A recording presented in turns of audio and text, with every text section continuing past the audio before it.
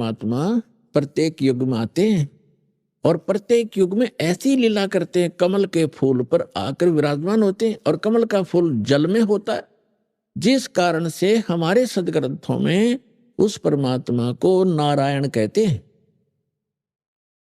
नारायण का अर्थ है, नार माने जल, आयन माने उस पर आकर विराजमान होने वाला। नारायण, हम श्री विष्णु जी को नारायण मानते हैं, ये भी नारायण हैं, जितने सतर के ये नारायण हैं। ये भी शेष नाग पर लेट गए तो नारायण हो गए।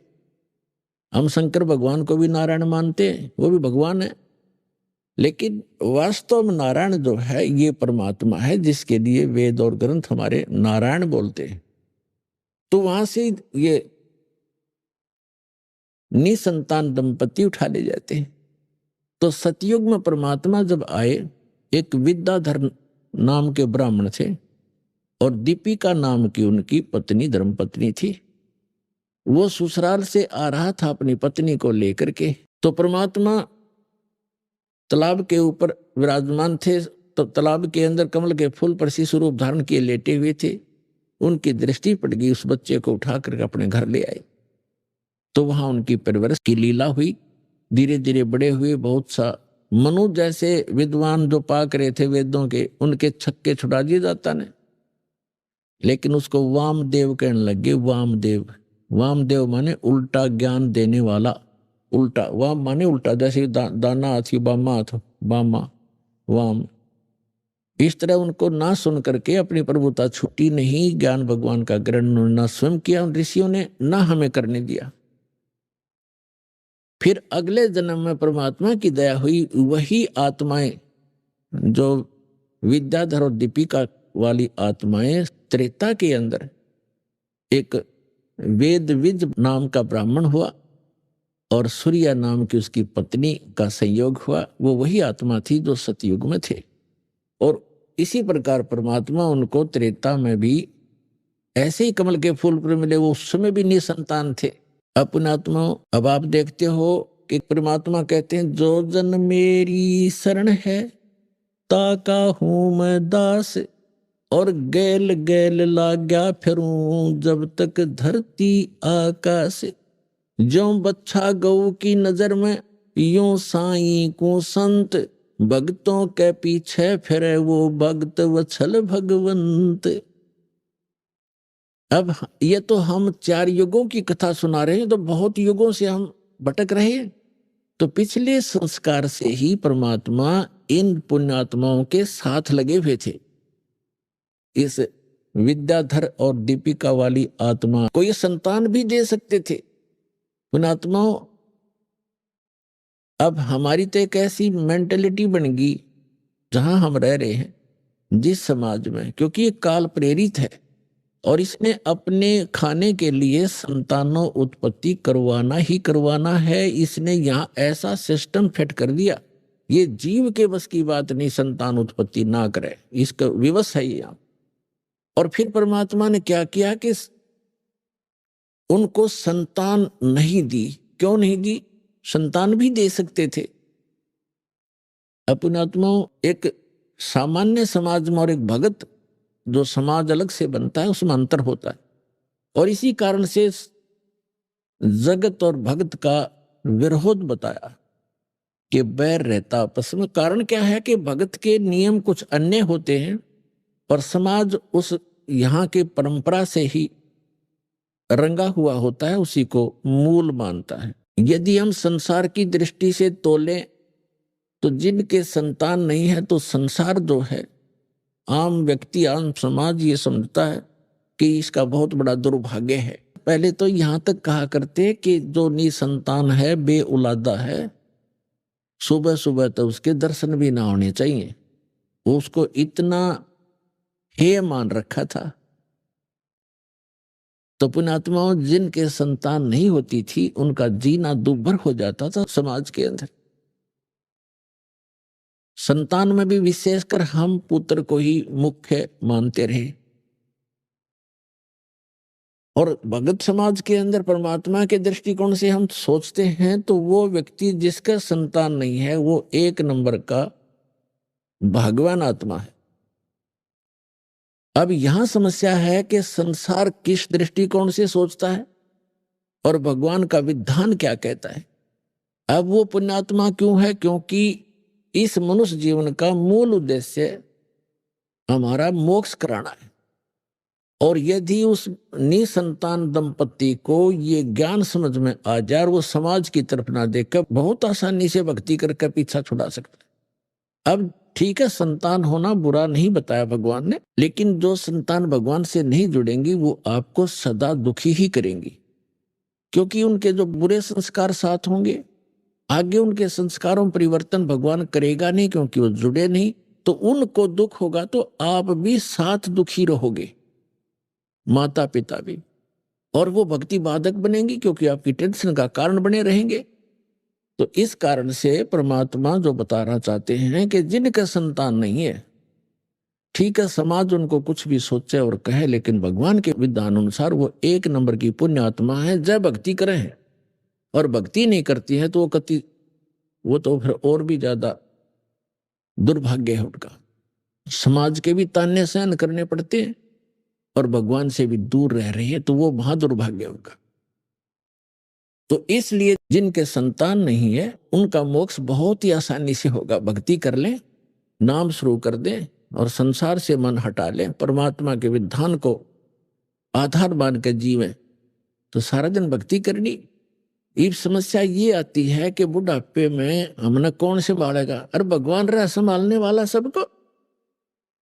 अब बेटा अमेरिका में और माता पिता यहाँ हिंदुस्तान में, और दोनों का रोग हो गया। वो पड़ोसी ठाए अंडे उसने, और बेटा वहां बैठा अमेरिका में, वो मर लिए, मरे पास से भी तीसरे दिन आया, चाट ले उस बेटे ने। बता के सहारा दे दिया बेटे ने?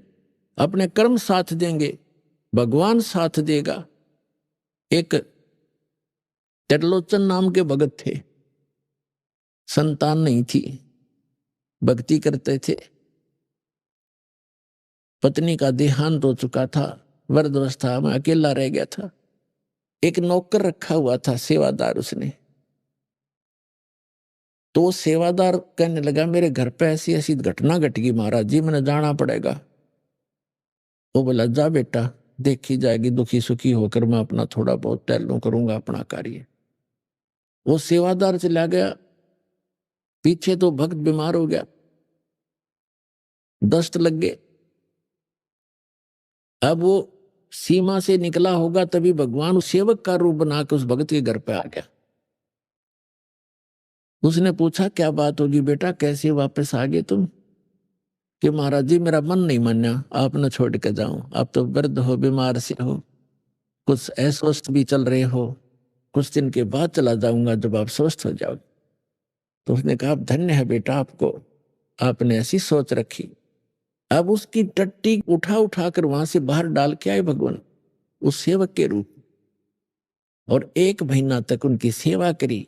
स्वस्थ रहोगे और खूब नुहावे दुहावे, अच्छा बैठावे और परमात्मा की कथा सुने और सुनावे।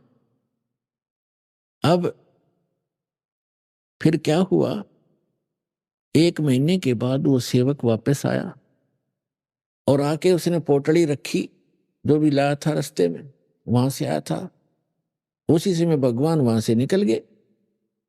तब उसने आकर कहा कि महाराज जी ऐसे ऐसे मेरी माँ ने ये दिया है, मेरी माँ ने ये कहा है, आपको ऐसे ऐसे कहा है, और महाराज जी मैं थोड़ा सा समय ज्यादा लग गया, मुझे क्षमा कीजिए, मैं 15-20 दिन की कह के गया था, महीना लग गया महाराज, मुझे माफ करना।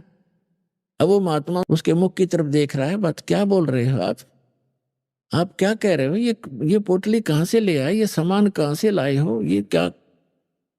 उसने बताया जी मैं घर से आया हूं अपने वहां से। अब वो समझ में पा रहा, काफी देर में समझ में आई उस वृद्ध का, अरे तू अपने घर से आया है? कि हाँ जी मैं तो आज आया हूं, उस दिन का गया हुआ। उसका तो रोम रोम खड़ा हो गया, रोआ बुरी तरह। ए भगवान, इस पापी ने आपसे मैं टट्टी तक उठवाई, मुझ नीच का कहाँ उद्धार होगा? तो पुण्यात्मा परमात्मा कहते हैं जो तुम्हारा सच्चा साथी है, तुमेव माता च पिता तुमेव बंधु च सखा तुमेव तुमेव विद्या च द्रविण तुमेव तुमेव सर्व मम देव देव। उसको भूल के हम इन अन्य पर आसरा रख लेते, इसलिए हम भगवान से दूर होते चले जाते हैं। तो यहाँ गरीबदास साहिब जी ने कहा है कि त्रिलोचन के भय भरतिया, भरतिया माने नौकरे, ऐसी भक्ति कमावे, ऐसी भक्ति करे, भगवान साथ रहेगा आपके।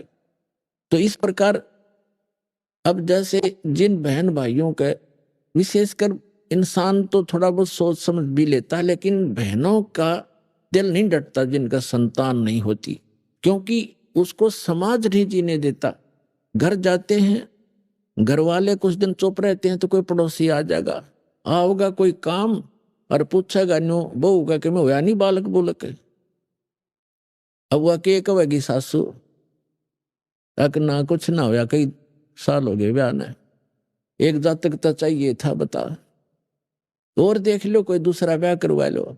अब उस बेटी के और समस्या पैदा कर दी कि एक और ये भी ब्याह करवाएंगे, यानी उसके भूल पड़े तो कोई और आकर के रिश्तेदार आकर कहेगा।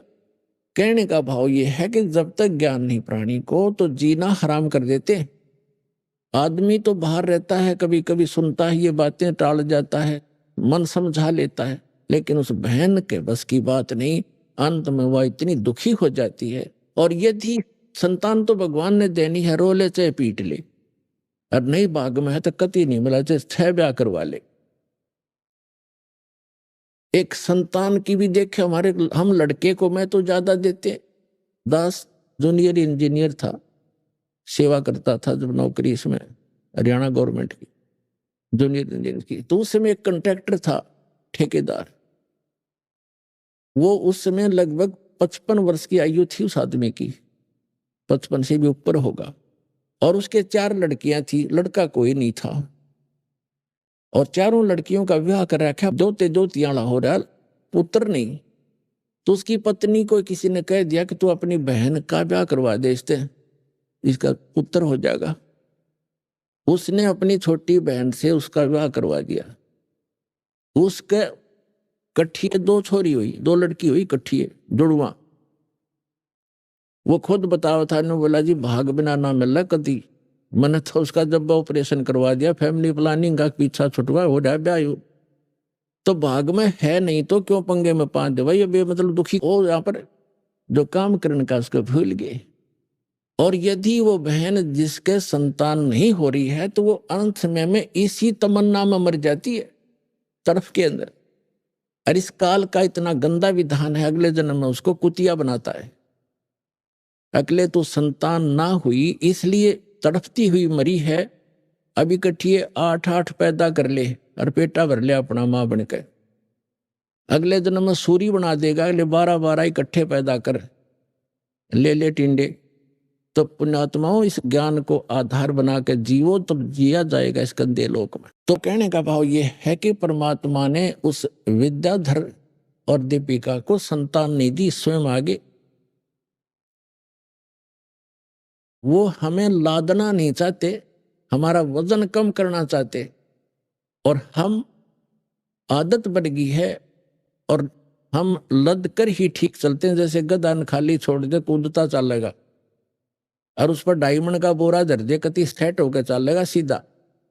तो हमारी आदत बन गई, हमारे ऊपर ना इतने चारों तरफ से वजन होले, हम सेट नहीं हो सकते। लेकिन जब ज्ञान हमें हो जाएगा फिर हमको लादो चाहे मत लादो, हम सीधा चलेंगे, हम हंस हो जाएंगे। और यदि आपको संतान है, आपका संस्कार है, आपका कोई कर्जा है लेना देना, जैसे एक समय ये सुखदेव ऋषि थे, परमात्मा अपने सूक्ष्म वेद में हमें ज्ञान देते हैं। सुखदेव ने 84 भुगती बना पजावे खरवो, तेरी क्या बुनियाद पुरानी तो पेंडा पंथ पकड़वो। सुखदेव ने 84 भुगती बना पजावे खरवो। सुखदेव ऋषि हुए हैं और 84 लाख योनियों में कष्ट उठाता हुआ गधे की योनि भी उसने भोगा। और कुम्हार विशेषकर प्रयोग करते हैं गधों को, और पहले पुजावा लगाया करते जिसमें, जिसको किलन बोलते थे, पुजावे में ईंटें पकाया करते थे। तो गधा वहां ईंटों को नीचे से कच्ची ईंटें ले जाता और पजावे के ऊपर 30-30, 20-20 फुट ऊंचा हो जाता था। राख वहीं रख देते थे उपलों की, उसके ऊपर ही लगा लेते थे। कुम्हार उस राख को इधर उधर नहीं ले जाते थे। तो 30-40 फुट ऊपर ले जाता, वहां से पक्की तुरंत लाद देते, उसके बोरे पर नीचे छोड़कर जाता, कमर टूट जाती और फिर आहार करने के लिए जंगल में जाता है वो गधा। तो परमात्मा कहते हैं सुखदेव ने 84 भुगती बना पजावे खर, खर माने गधा, बना पजावे खर वो, और तेरी क्या बुनियाद प्राणी तू पेंडा पंथ पकड़े वो। तेरी क्या औकात है भले आदमी, तू वो साधना पकड़, वो पेंडा माने मार्ग, वो साधना कर जिससे तेरा यु जन्म और मरण 84 लाख योनियों का झंझट छूट जाए। जब सुखदेव ऋषि का जन्म हुआ, ये 12 वर्ष मां के गर्भ में रहे और मां के गर्भ में 3 महीने के बाद बच्चे को, वैसे तो 2 महीने के बाद बच्चा बॉडी में प्रवेश होता है, उस 3 महीना का होने के बाद उसको अपनी सारी जानकारी चेतना होती है। मैं कौन था, कहाँ था, क्या क्या दुख मैंने भोगे, अब मेरा उद्देश्य क्या है, कितने अच्छे संस्कारों से मुझे मनुष्य जीवन मिला है।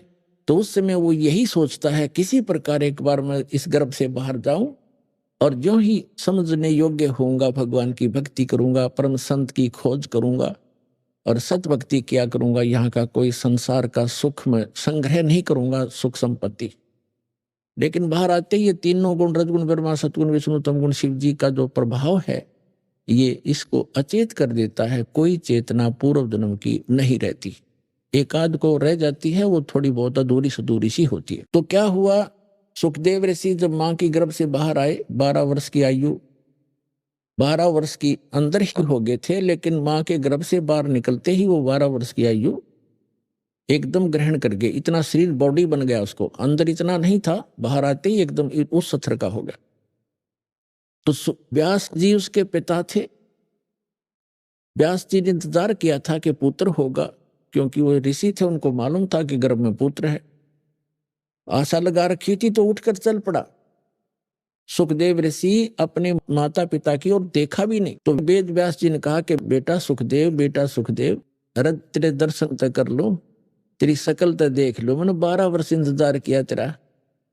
तो वो पीछे नहीं मुड़कर देखता है और चलते चलते कहता है कि ऋषि जी, ना जाने कितनी बार आप मेरे पिता बने हो और ना जाने कितनी बार मैं तेरा पिता बना हूं। ये तो बुरा झंझट है। अब क्या मैं अपना पीछा छुटवाऊंगा, मुश्किल से मानव शरीर प्राप्त हुआ है। तो सुखदेव ऋषि ने कहा कि एक लेवा एक देवा दूतम और कोई किसी का पिता नहीं पूतम। ये तो ऋण संबंध जुड़ा एक ठाठा, अंश में सब 12 बाटा। एक लेवा एक देवा दूतम, आपका कोई लेन देन उलझा हुआ एक दूसरे के साथ। तो एक लेने वाला है, एक देने वाला है। जैसे आप देखते हो, पिता सारी उम्र कमाता है, खूब मेहनत करता है, पैसे इकट्ठे करता है, पुत्र ऐसा निकम्मा पैदा हो जाता है, वो उस पैसे को खर्च करता है, शराब पीता है, काम का हाथ नहीं लगाता। पिताजी काम की कार्य के लिए कहता है तो नाराज हो जाता है, लड़ने को दौड़ता है। तो वो क्या है कि उस पिता ने कभी उस पुत्र का कोई कर्ज लेकर दिया नहीं, उसका कोई पैसा मार रखा उसने, वो लेगा, अपना पूरा करेगा। और कई ऐसे देखे हैं, जैसे लड़की का विवाह कर दिया, खूब शान शौकत में पैसे खूब दान कर दिए, करते ही हैं जैसे करते रहे हैं, और फिर 6 महीने के बाद पुत्री की मृत्यु होगी। तो वो दामाद बनकर आया था, वो पिछले जन्म का मांगा था, उसके उधार थी, वो देना पड़ा उसने।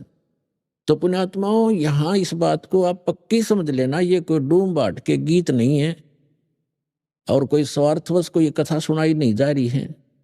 ये परमार्थ है और यथार्थ ज्ञान है, ये गॉड गिवन स्पिरिचुअल नॉलेज है। इस पर 100% विश्वास करना। और जो भी आपका लेन देन है, कर्ज है, अब जैसे हम अपने सतर्फ से किसी का कर्ज उतारने की चेष्टा करते हैं तो वो अपने हिसाब से उतरे तो उतरे, ना भी उतरे।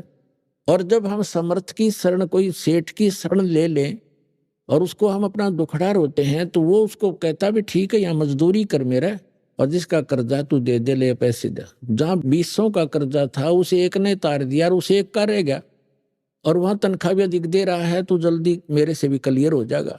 तो हम इस परमपिता की शरण में आने के बाद आपका लेन देन जो भी है वो आपका शीघ्र सुलट जाएगा। अब जैसे आजकल पॉलिसी चल रही है, बहुत से राज्यों में सब्सिडी दे देते हैं 80%, 40-60%। जैसे लोन आपका कर्जा है 1 लाख रुपया, 60 हजार माफ कर दिए, 40 रह गया। और कुछ ऐसे भी अच्छे राजा होते हैं जो अपनी प्रजा का कर्जा ही माफ कर देते हैं कि आगे तुम ठीक चलियो और पिछला कर्जा माफ, तो हो गया ऋण मुक्त। तो इसी प्रकार ये समर्थ परमात्मा कबीर जी आपके पिछले जो लेन देन सबको माफ कर देगा। और आपके जो पुत्र पुत्री आए हैं, पिता बनकर आए हैं, पत्नी बनकर आए हैं, बेटा बेटी बनकर आए हैं, उनके संस्कारों के जो कर्जे हैं वो मालिक माफ करके कैंसिल कर देगा, और उनको भी धनी करेगा भक्ति का, उनका भी पूरा अकाउंट कर देगा, और आपको बहुत आसानी से छुड़ जा देगा। तो यहां परमात्मा कहते हैं एक लेवा एक देवा दूतम, और कोई किसी का पिता नहीं पूतम, ये ऋण संबंध जुड़ा एक ठाठा, अंत में सब 12 बाटा। तो कहने का भाव ये है कि जो प्रसंग चल रहा था उसको क्लियर करने के लिए आगे तभी हम चल सकेंगे, और आपको इस मार्ग पर तभी रोक सकेंगे जब आपके सारे संशय दूर होंगे। तो इससे लगभग आपका सारा कंसेप्ट क्लियर हो गया होगा कि संतान है कोई बुरा नहीं, वो तो आपका संस्कार उलझा हुआ है, आप ना चाहोगे तो भी होगी होता है, और जिनका संस्कार नहीं है वो चाहेंगे तो भी नहीं होगी। तो हमारा चाहा ना तो होता है और ना ही हमारा किया होता है। यह भी भूल हमारे अभी तक लगी हुई थी कि मैंने मेहनत की तो कोठी बना दी। मेहनत तो मजदूर आपसे घनी करता है। जो एक सेठ है वो तो सारा दिन एक बैठा रहे दुकान पर, मजदूर सारा दिन मेहनत करता है और उसको 100 रुपये मुश्किल से मिलते हैं, 200 रुपये, और वो मनमाना 5,000 का 10,000 का रोजाना अकाउंट करता है। तो मेहनत भी चाहिए, लेकिन केवल मेहनत से बात नहीं बनेगी, परमात्मा साथ होगा तो मेहनत सफल होगी, थोड़े में घना लाभ होगा। जैसे आपको बताया है कि जैसे एक तो हाथ से आटा पीसते हैं चक्की से, और फिर पावर का कनेक्शन हो जा, वह चक्की लगा ली पावर वाली, ना तो हाथ लाना, एक बटन दबाना, कट्टा कट मिनटा पीस करे, तो वो पावर से जो काम होगा वो हाथ से मैनुअली थोड़ा होगा। इसलिए जब परमात्मा की पावर का कनेक्शन आपको मिल जाएगा तो आपके जो आम संस्कार हैं वो भी बहुत अच्छी तरह परमात्मा हल्के करके उनको आप ही वहन करेगा। परमात्मा की पावर से सब ठीक हो जाएंगे। तो इसलिए हमने वो पावर मिली नहीं थी।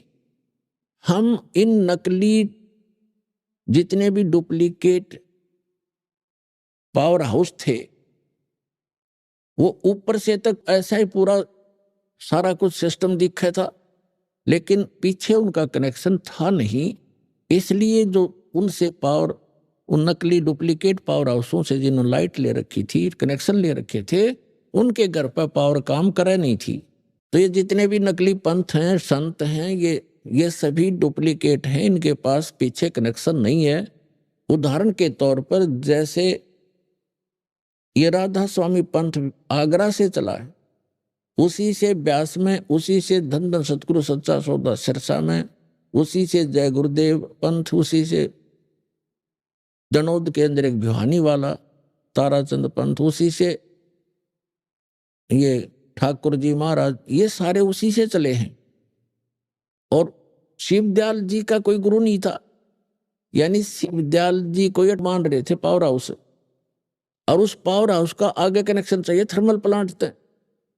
तो थर्मल प्लांट से कनेक्शन नहीं है तो पावर हाउस सजावट से बना रखे और कितने बढ़िया इंस्ट्रूमेंट रखे हो वो यूजलेस है। तो उसका थर्मल प्लांट से कनेक्शन नहीं था, यानी आगे उसका कोई गुरु नहीं था। जिस कारण से जितने भी वो अनुयायी हैं उस राधा स्वामी पंथ, धन धन सतगुरु पंथ, सच्चा सौदा सिरसा और जगमाल वाली, और जहां पर भी छोटे मोटे इनके बहुत सी ब्रांचें बनी हुई हैं, उन सभी को समझ लेना चाहिए कि जब पीछे से पावर हाउस का ही कनेक्शन नहीं है थर्मल प्लांट से, तो आगे लाइट आ नहीं सकती, सपना भी मत लेना।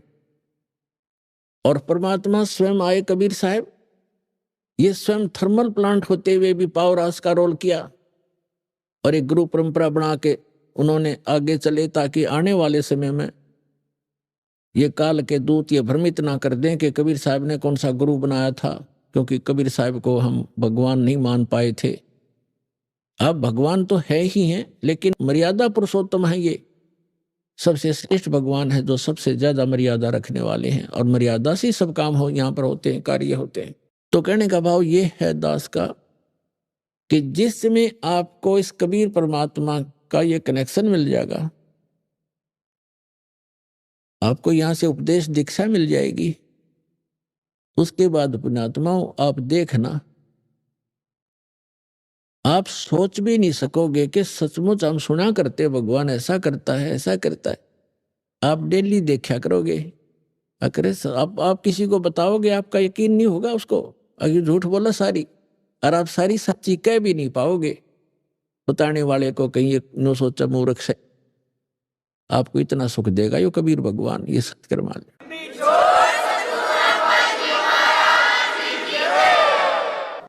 अब आपको इस परमात्मा का लाभ शीघ्र से नहीं मिल पा रहा। कुछ एक तो ऐसे होते हैं, नाम लेकर जाते हैं, दूसरे या तीसरी बार आकर बताते हैं जी मुझे ऐसा लाभ हो गया, ऐसा सुख हो गया, और दूसरे भक्त अभी लग रहे हैं, वो उनको राहत नहीं मिल पा रही। उसके दो कारण होते हैं। एक तो कारण ये होता है, परमात्मा कहते हैं धीरे धीरे रे मना, धीरे सब कुछ होवे, माली सींचे सो घड़ा, ऋतु आए फल होवे। धीरे धीरे रे मना, और धीरे सब कुछ हो, माली सींचे सो घड़ा, और समय आने पर फल हो। जैसे पौधे लगाते थे बाग में, उसी से आपको समझाना चाहते हैं परमेश्वर कबीर जी कि हे मन, अब धीरे धीरे सारे काम होंगे। जैसे एक माली पौधा लगाता है, छोटा सा पौधा होता आम का, उसमें सैकड़ों घड़े पानी के डालता है, यानी 10 वर्ष 5 वर्ष, आजकल थोड़े जल्दी हो जाते हैं, 4-5 वर्ष लगा लो, तो पहले 10 वर्ष, लगभग 10-12 वर्ष के बाद आम का फल, पेड़ बड़ा होता था और फिर फल से लदपद हो जाता था, इतना फल लगता था, आप भी खा लेते थे, अचार भी डाल लेते थे, पड़ोसी भी, साथ वाले भी, मोहल्ले वाले भी तोड़ ले जाते थे, रिश्तेदारों में कभी रखा करते गठड़ी बांध के, तो भी समाप्त नहीं होते। तो परमात्मा कहते हैं इस भक्ति रूपी आम के पौधे को अब बोया है आपने, बीज बोया है, नाम लिया, इसको समय दो थोड़ा सा, इसको होने दे प्रफुल्लित, बड़ा होने दो, और फिर देखना इतना सुख दे देगा ये भगवान का मार्ग कि आपको कहीं बिना मांगे देगा, आप सोच भी नहीं सकोगे, इतना सुख दे देगा। अब दूसरा कारण ये बताते हैं कि जैसे एक तो तुरंत आराम हो गया, और एक को महीना, 2 महीने, 6 महीने, वर्ष भी लग जाता है, लेकिन होगा गारंटीड, ये सच मान लेना। अब क्या बताते हैं, जैसे एक रोगी है, दोनों ही एक रोग से ग्रस्त हैं, दोनों के एक जैसी बीमारी है। अब डॉक्टर एक को कहता भी तेरी तो स्टार्ट है अभी, और वो मनमाने 2 खुराकों से आराम हो जाता है, और दूसरे कहता भी लेट बहुत हो गया, तेरी बीमारी पुरानी हो गई है, समय लगेगा, तो उसको महीने में, 2 महीने में ठीक हो जाएगा। जब कारगर दवाई मिल गई है तो वो महीने 2 महीने में ठीक हो जाएंगे। तो दूसरा आपको उदाहरण दें कि जैसे एक तो कपड़ा थोड़ा मैला हो, कुर्ता पजामा, तो वो एक ही बार के साबुन लगाने से स्वच्छ हो जाता है। एक ज्यादा मैला हो गया हो तो उसको 2 बार भी, 3 बार भी लाना पड़ जा, और जब जाकर ड्राई क्लीन भी करनी पड़ जाती है, तब जाकर स्वच्छ होगा। तो हमने युगों युगों से अपने अंतःकरण को मैला मलिन कर रखा है, इसमें बहुत से संस्कार जमा हैं जो वहीं से अंकुरित होते, और फिर ही भगवान की भक्ति मिली है। अब कोई साबुन और तेल मिला है सत साधना का, अब शुरुआत करे रहो। किसी का तो एक ही बार में ठीक हो जाएगा, किसी का फिर कुछ समय के उपरांत होगा अवश्य। और तीसरा कारण ये है कि क्या बताते हैं, सतगुरु के दरबार में कमी कहे की ना, हंसा मौज नहीं पावता, तेरी चूक चाकरी माँ। इस कबीर परमेश्वर के दरबार में, परमात्मा की शरण में किसी भी चीज की कमी नहीं। इस कबीर परमात्मा के शब्दकोश में, डिक्शनरी में इम्पॉसिबल वर्ड नहीं है। ये वो समर्थ परमात्मा है। कहते मासा घटे ना तिल बधे, विद ना लिखे जो लेख, और सच्चा सतगुरु मेट कर ऊपर मारे।